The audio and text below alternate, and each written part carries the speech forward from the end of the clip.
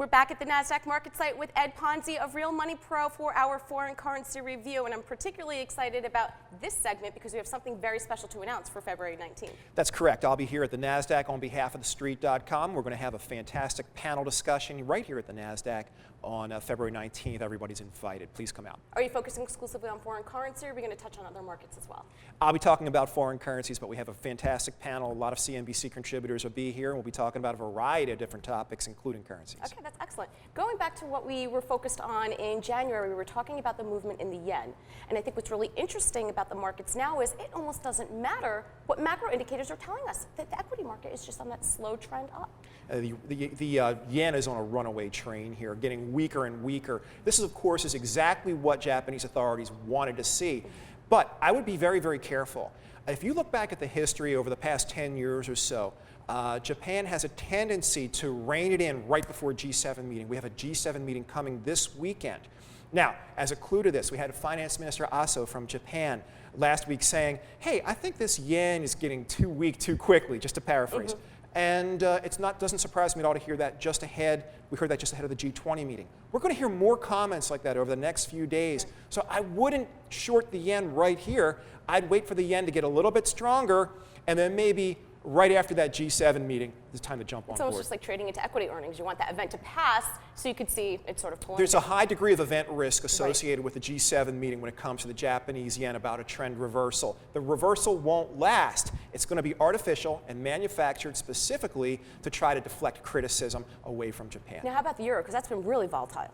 The euro's been insane. And I'll tell you something, too. It's completely driven on comments. You have President Hollande from France, and now rumors that the ECB, this came out in the Bild today, German newspaper, saying the ECB is worried that the euro is too strong. On the other hand, you have the Bundesbank President Wiedmann saying, no, let the market decide the value of the euro. And basically, every time one of these individuals speaks, the euro goes up or down, depending on the commentary.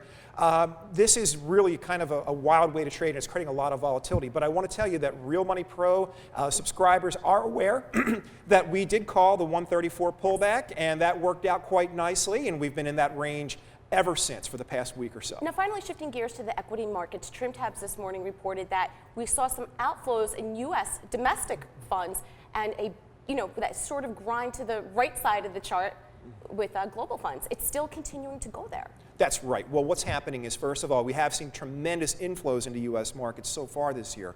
But now I think we're beginning to diversify a little bit, and that money's going to go to other places. The emerging markets, some of them have lagged a bit. I think you're going to see some of that money is going to go into emerging markets like Brazil, for example, I think has lagged, and it's time for that one to come up. So you're going to see some of these emerging markets play catch up now, thanks to this big money flow and all this money sitting on the sidelines. And we saw a ton of money flow into the EEM. That's been a really great trade since November, December. We focused on it on Real Money and also on options profits. What about some of the individual ones like the FXC, the FXY, FXI? Okay, well, FXI, I really like a great deal. Actually, FXB recommended a short, and that has hit another low for the year today. Again, for our Real Money Pro subscribers, congratulations if you're on board that one. We're very bearish on the British pound here. The fundamentals are terrible in Great Britain. One of the big problems is that their economy is far too dependent on big banks, and that's just not the place to be right now, as opposed to the commodity currencies, which have it a little bit better.